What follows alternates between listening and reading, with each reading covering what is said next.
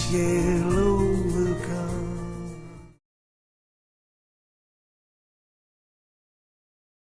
Back in slavery times, when enslaved people worked long days with no pay and no say, no freedom, no fairness, no choice, and no chance, the people sang. They suffered, yet they sang, to soothe the hurt, to fight the cruelty, to declare that, yes, they were human beings. It took a war, the Civil War, to end slavery. But even after, white people treated black people as less than fully human, excluding them, ignoring them, blaming them, even attacking them, all because of the color of their skin. Black people were no longer slaves, it was true, but they were not truly free.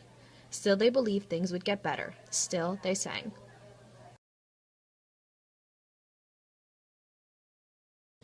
It wasn't easy to believe. It wasn't easy when white people shut out African Americans from good jobs and good pay, schools and libraries and neighborhoods, restaurants and hotels and bathrooms, train cars and bus seats, playgrounds and parks. But black Americans and some white Americans did believe they could overcome the unfairness, hate, and violence. They started to protest. They brought a church song, "I Will Overcome," to the streets. But since they were marching and working together, they sang, "We will overcome. We together will overcome."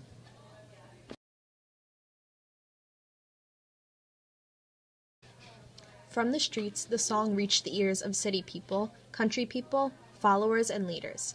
It reached Martin Luther King, the most important leader, working for justice for African Americans. He took the song with him in his heart, everywhere he traveled. The words changed a little, but the spirit stayed the same. There were many forms of race hatred, and many ways to fight it.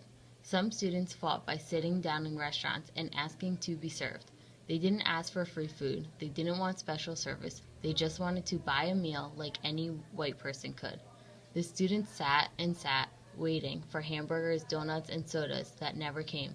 The students sat and waited until they were arrested, and as they were taken away to jail, they sang.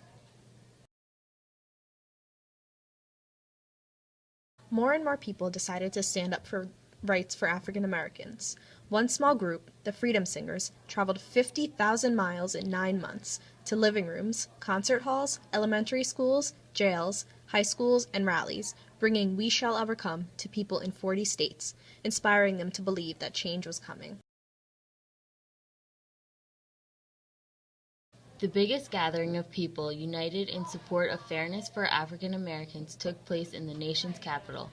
Marching toward the Lincoln Memorial, hundreds of thousands of people, black and white and young and old, joined hands, joined voices, and sang.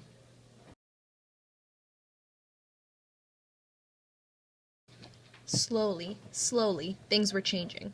Laws were passed, but race hatred stayed strong, even stronger than laws. So President Lyndon Johnson gave a speech. His ancestors once held slaves in Texas and Georgia, but President Johnson looked out at the millions of people watching him on television, spoke of equal rights, human rights, and voting rights for African Americans, and recited the words of the song.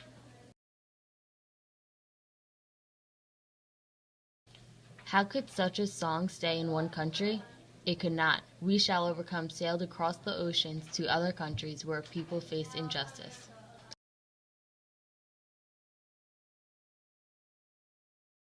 It traveled to South Africa, where black Africans embraced it as their own freedom song, in their long struggle against an all-white government that treated them as outcasts in their own land.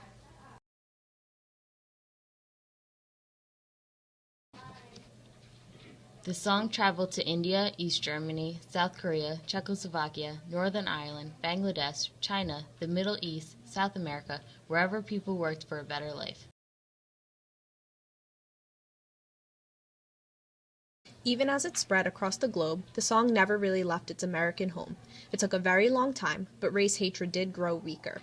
Freedom grew stronger. President Lyndon Johnson was followed by another president, and another, and another, and another, and another, and another, and another, and then People of the United States, black and white, young and old, elected an African American man to be their president. On that day, people sang the song that so many voices had sung before in pain and in protest. On that day, they sang in happiness.